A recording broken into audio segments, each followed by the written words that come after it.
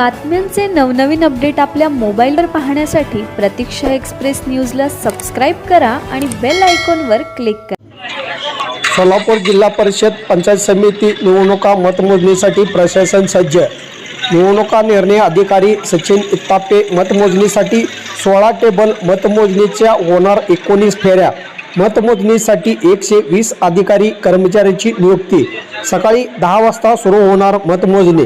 पंढरपूर तालुक्यातील जिल्हा परिषद 8 गट व त्या अंतर्गत पंचायत समिती 16 गणासाठी शनिवारी 7 फेब्रुवारी रोजी 309 मतदान केंद्रावर मतदान पार पडले। या निवडणुकीत 1,98,467 मतदारांनी मतदानाचा हक्क बजावला। मतमोजणी शासकीय धान्य गोडाऊन येथे सकाळी 10 वाजता सुरू होणार आहे।